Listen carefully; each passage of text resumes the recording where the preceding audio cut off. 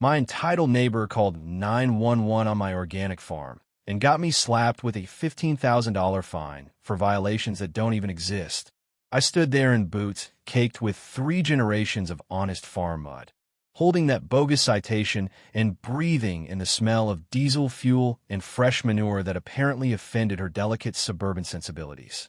This woman had moved next door 6 months ago and had been trying to destroy my family's livelihood ever since. She had weaponized every government agency she could find, the agricultural department, the water board, county inspectors, all in an effort to shut down the farm my grandfather built with his bare hands back in 1943. What would you do if some entitled transplant tried to use bureaucrats as their personal army against your family business? My name is Reed Hartwell, and I'm the 3rd generation to work this 40-acre slice of heaven in rural Pennsylvania. My grandfather bought this land when he came back from the war and turned a struggling dairy operation into one of the most successful organic vegetable farms in the county. The smell of strong, bitter coffee brewing in our old farmhouse kitchen at 5 in the morning has been the same for 80 years. My 16-year-old daughter Sage and I have been running the place together since my wife passed 3 years ago. Every morning before dawn, the metallic clang of loading fresh herbs and vegetables into our truck echoes across the property, followed by the diesel rumble of the school bus picking her up. It is a rhythm as reliable as sunrise. Then Vivian Blackwood moved in next door and decided our family legacy was her personal problem. This 52-year-old divorcee from suburban Philadelphia bought the adjacent 5-acre hobby farm with what had to be a massive settlement. She rolled up in a pristine white BMW that had clearly never seen a gravel road, stepped out in designer heels, and surveyed my operation like a health inspector who had just found roaches in a restaurant kitchen. In her first week, she knocked on my door with a plate of obviously store-bought cookies, still bearing the grocery store price sticker, and a smile that screamed she was about to ruin my life. She gushed about joining this quaint rural community, pronouncing rural like it was a foreign word she had just learned. She wanted the Instagram aesthetic of farm life without any of the actual farming. The complaints started immediately. A passive-aggressive note about my rooster crowing at 6 in the morning.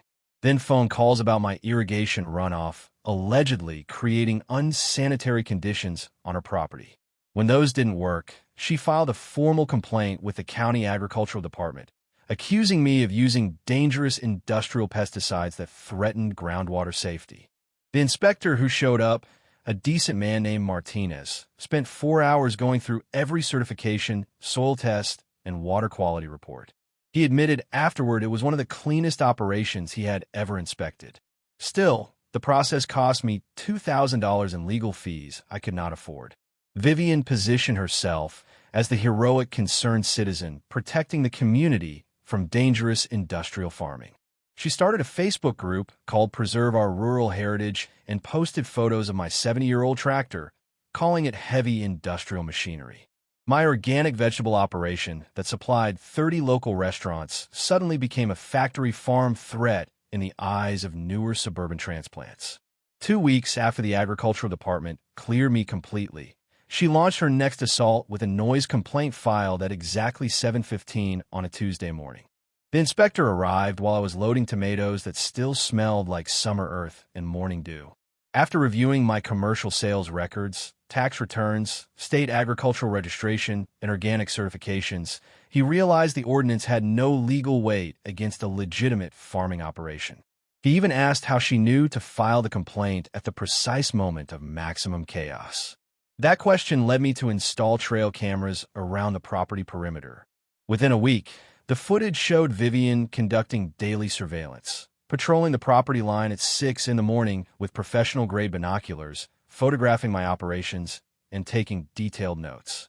When the inspector saw the footage, he called it systematic harassment. Over coffee and Martha's honey wheat bread, we realized Vivian had been hitting all of us with the same obscure ordinances. She was not just an entitled neighbor. She was systematically making agriculture so legally expensive that we would be forced to sell. 3 weeks later, she escalated to water rights. A state inspector arrived after she claimed my irrigation was illegally appropriating groundwater. I took the inspector down to the farmhouse basement and pulled out my grandfather's meticulous records dating back to 1943, hand-drawn surveys, original well permits, and water usage logs. The documentation proved continuous agricultural use and prior appropriation rights that were older than television. The inspector was stunned by how comprehensive it was. Vivian's smugness melted as she tried to play the victim, but she had no actual measurements to back up her claims. A records search later revealed that her property purchase had been financed by Rural Development Partners, LLC. Digging deeper into my grandfather's papers, I discovered that our family owned extensive mineral rights beneath the land, natural gas deposits, and rare earth minerals worth close to $15 million at current prices. Vivian was not trying to quiet the farm. She was trying to force a cheap sale. Then she crossed the line by filing a complaint with Sage's school, questioning whether the farm provided a safe environment for my daughter. That was when Sage stepped up. My 16-year-old had been quietly documenting everything. Time-stamped photos, audio recordings, and screenshots of Vivian's social media posts building fake community concern.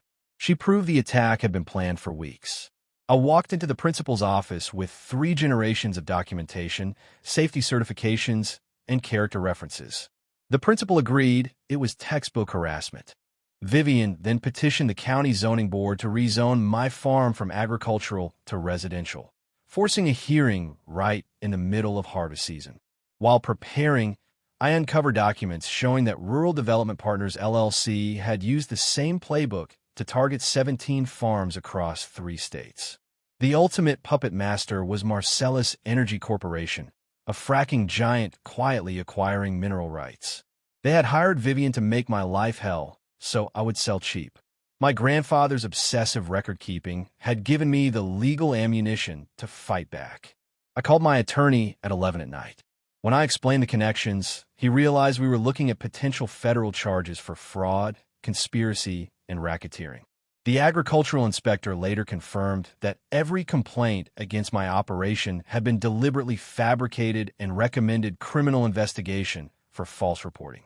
Similar patterns had been identified against 6 other farms.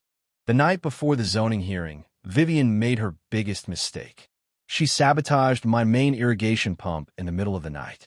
My security cameras captured her in high definition, creeping down the farm road in her white BMW with headlights off, wearing her distinctive pink jogging outfit with reflective stripes. The damage cost $8,500 in repairs plus crop losses. When I showed the footage to the sheriff, he executed a search warrant and found the tools in her garage, still covered in my hydraulic fluid. She even tried to file a false insurance claim accusing me of staging the damage, which only added federal felony charges. On the morning of the hearing, she called in a fake emergency agricultural inspection, claiming immediate chemical contamination. 3 county vehicles arrived with sirens blaring, but the supervisor recognized my clean operation from previous investigations. The 12-minute inspection confirmed the complaint was fiction, and they recommended prosecution for abuse of government resources. Reporters who had been tipped off arrived expecting an environmental disaster and instead heard the story of a 6-month criminal conspiracy. By the time we reached the courthouse, the parking lot was overflowing with pickup trucks, news vans, and angry farmers. The hearing room was packed. Vivian sat confidently at the front table with her high-priced attorneys, ready for what she thought would be my public execution. Her lead counsel presented charts and photos painting my family farm as an industrial hazard. Then my attorney stood and announced that the entire petition was not just fraudulent, but criminal. The sheriff rose and confirmed it was time for conspiracies to be exposed. I stood up, turned to face Vivian directly, and pulled out my Pennsylvania State Police shield with the Federal Task Force designation. "Ladies and gentlemen," I said, "my name is Detective Reed Hartwell of the Agricultural Crime Investigation Unit. For the past 6 months, Ms. Blackwood has been unknowingly building a federal case against herself and the corporation behind her." The room exploded into chaos. Vivian's face went white. I explained how her campaign had been funded and coordinated by Marcellus Energy as part of a systematic scheme to steal rural properties through criminal intimidation. We had surveillance footage, financial records, and documented proof of corporate conspiracy spanning multiple states. Every complaint, every lie, every act of sabotage had been recorded as part of a federal investigation. Sheriff Morrison stepped forward with handcuffs. Vivian was placed under arrest for conspiracy, criminal harassment, property destruction, false reporting, and federal fraud. As the cuffs clicked around her wrists, FBI agents entered with warrants for 17 Marcellus Energy executives. The petition was dismissed on the spot. 6 months later, my farm looks exactly as peaceful and productive as it did when my grandfather first cleared the land. Vivian Blackwood received 18 months in federal prison, followed by 3 years of supervised probation that prohibits her from owning property within 50 miles of any working farm. Her white BMW was seized as proceeds of criminal activity. Marcellus Energy faced 17 indictments, $47 million in criminal fines, and prison sentences for key executives. Over 200 rural families received substantial settlements. My daughter, Sage, has become a local celebrity for her detective work and is now considering a career in agricultural crime investigation. The Hartwell Farm Scholarship, funded by our share of the settlement, is already supporting rural students in sustainable agriculture, criminal justice, and environmental law.